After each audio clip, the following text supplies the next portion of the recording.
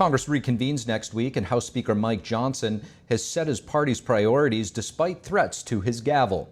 Our Washington correspondent Luis Martinez has more on the Speaker's tentative plans. Speaker Mike Johnson has already announced that on April 10th, he will send articles of impeachment against Secretary of Homeland Security Alejandro Mayorkas to the Senate. Senate Majority Leader Chuck Schumer has promised to swear in senators as jurors the day after receiving the articles of impeachment and begin the first impeachment trial of a cabinet member since 1876. Up next in the Speaker's agenda is aid to Ukraine. The Speaker is facing pressure from the White House, the Senate, and even some House Republicans to put Ukraine aid to a vote on the House floor. We are at a critical point. The CIA director, the Secretary of Defense, everybody has made it clear that we are at a critical juncture on the ground that is beginning to be able to impact not only morale of the Ukrainians that are fighting, but also their ability to fight. Putin knows this. Speaker Mike Johnson insists that the $95 billion Senate-approved supplemental aid package, which was approved back in February, remains dead on arrival. Instead, he insists on a supplemental aid bill led by the House. The Speaker suggested a weapons loan program to Ukraine and to use foreign Russian frozen assets to fund any supplemental aid package. During a visit to Kiev in March, Senator Lindsey Graham promoted the new alternative. I've learned that there's $380 billion of Russian sovereign wealth assets frozen, $200 billion are in Belgium, and we need to get that money to help Ukraine and help ourselves. So I told the president, I'm all in for helping Ukraine, but we have to do it in a form of a loan. Speaker Mike Johnson has also suggested he would ask the Biden administration to put an end to the LNG export moratorium in order to consider a supplemental aid package for Ukraine. Reporting from Washington, D.C., Luis Martinez, NTD News.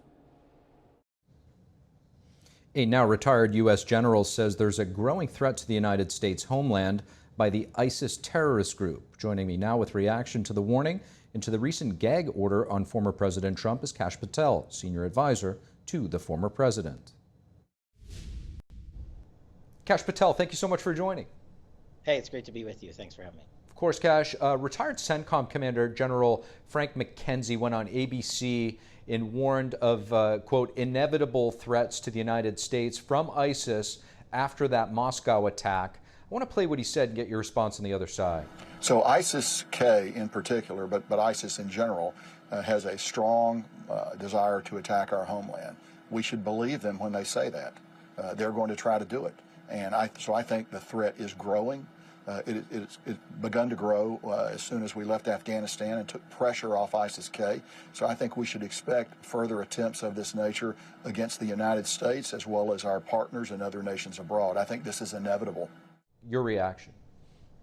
Look, I think it's important for the audience to know who Frank McKenzie is or was. He was a four-star. He was the commanding general for the CENTCOM region, which includes Afghanistan. He was responsible for setting the tone of the operational withdrawal under Joe Biden, which turned out to be a disaster that led to the murder of 13 brave Americans. I don't need a four-star general, who used to work for me, by the way, when I was chief of staff at DOD, to tell me that ISIS is on the rise. I don't need him to tell me that ISIS is on the rise because you were too big of a coward and took the political exit, just like Mark Milley, and bent the knee to the Biden administration instead of doing the right thing and fighting for our brave men and women who are dying for us overseas. You wanted the headline exit, and you are now telling us that ISIS is on the rise because of your botched withdrawal from Afghanistan? Of course it is. The only reason Frank McKenzie is now in the media is because he was forced to testify before Congress and literally eat it because of his disastrous decisions that not only led to 13 people dying, but people being maimed and Americans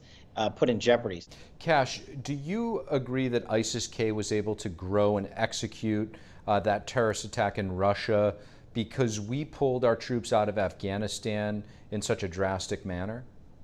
Yeah, and for those that aren't tracking, ISIS-K originates in Afghanistan, and they were a fracture group of an al-Qaeda organization that was allowed to foster because of the inept policies of Joe Biden. Namely, McKenzie and Milley and Biden orchestrated the disastrous Afghan withdrawal based on politics, and when they did so, the day they did so, ISIS-K, ISIS Khorasan Province is known as a terrorist group, and al-Qaeda both immediately began to rise in global power. And it's no surprise that they were able to perform this style of attack. This is what ISIS is known for: going overseas, buying mercenary forces, and committing acts of atrocities around the world. The locations are irrelevant. And of course, America is going to be a target for ISIS and ISIS-K. And the single reason they are on the rise, unlike when we had them on the ropes in the Trump administration, is because Mackenzie and Milley and Joe Biden put politics over prioritizing the defense of this country and taking out terrorists. Former President Trump's New York hush money case judge Juan Merchan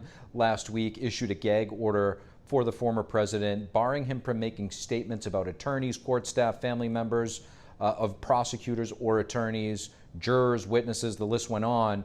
That would include his former attorney, Michael Cohen, and Stormy Daniels. What do you make of the judge's order? Is this a restriction on Trump's First Amendment rights in a case that appears to be, by what many are saying, lawfare? It's a total affront to the First Amendment rights, and that they're doing it to President Trump puts it in the middle of an election rigging process. And let's just take a step back and analyze who this judge is. This judge's daughter runs one of the largest Democratic consulting firms in the country. And her profile picture on social media before she called out over the weekend was a photo of Donald Trump behind bars. She is taking the things that are happening in her father's courtroom and making money off of them. That's not me saying that. Candidates that pay her money, like Adam Schiff, are raising money off of her relationship with her dad and the things that are going on in her father's courtroom. That is grounds for an immediate recusal. And now the fact that this judge, this corrupt judge, has come in and said Donald Trump can't even talk about the witnesses, the incredible former felony convicted felons that are coming in before him, that he can't tell the public who these people are, is a total violation of the First Amendment.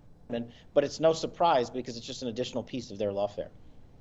Kash Patel, really appreciate perspective. Thank you. Thanks so much. At the White House today, President Biden welcoming visitors to the South Lawn for the 144th annual Easter egg roll. Officials say this year's event was the largest in history. Here's President Biden explaining the meaning behind the annual tradition.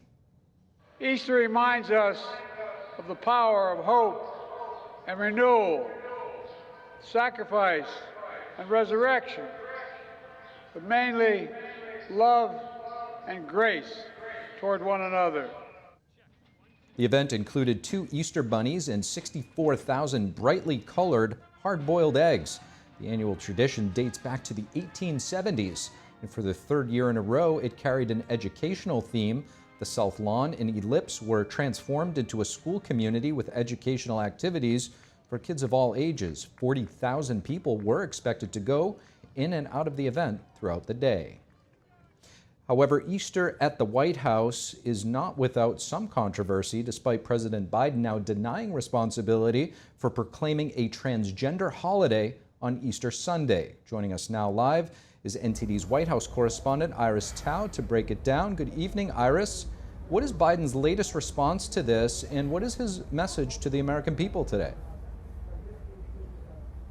Good evening to you, Steve. So President Biden today said, quote, "I didn't do that," after proclaiming Easter Sunday as a transgender day of visibility. And that's after proclamation sparked a wave of outrage from Christians and conservatives across the country, including from Speaker Mike Johnson, who say that it violates the basic tenet of Easter. So Speaker Johnson, who Biden today called thoroughly uninformed for criticizing him, hit back after Biden's denial, posting on X a picture showing Biden's own proclamation of that transgender day with Biden's name on it, adding, quote, asking, quote, "this you?" The White House, meanwhile, today insisted that it's just a coincidence that these 2 days happen to fall on the same day, saying this. Watch. Easter falls on different Sundays, right? Every year. And this year it happened to coincide with Transgender Visibility Day.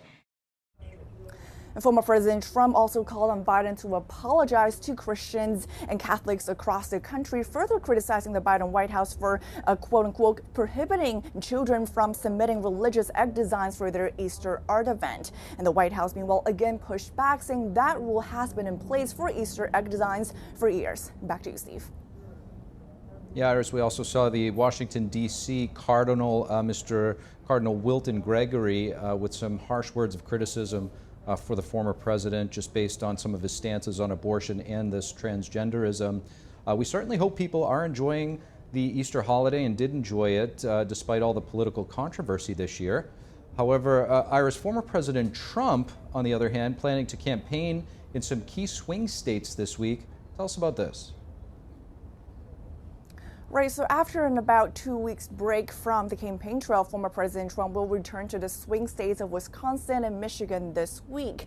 And today I asked the national spokesperson, the communications director for Biden's campaign, I asked him the voters right now, while they care more about economy and issues like the border, what's Biden's message for these voters who are not really buying his message on, for example, abortion and democracy? And here's what the director told me. Watch. I think the message that is, regardless of the issue, whether it's the economy, whether it's our fundamental rights and freedoms, whether it's our democracy, the choice is very clear. The person who is fighting for you on those issues is Joe Biden. And this week in Michigan, former President Trump is expected to give a speech about, quote, Biden's border bloodbath. Steve. And today's Iris Tao reporting live from the White House. Thank you, Iris. Thank you for watching the Capitol Report. If you want to see our full broadcast, check us out at epochtv.com.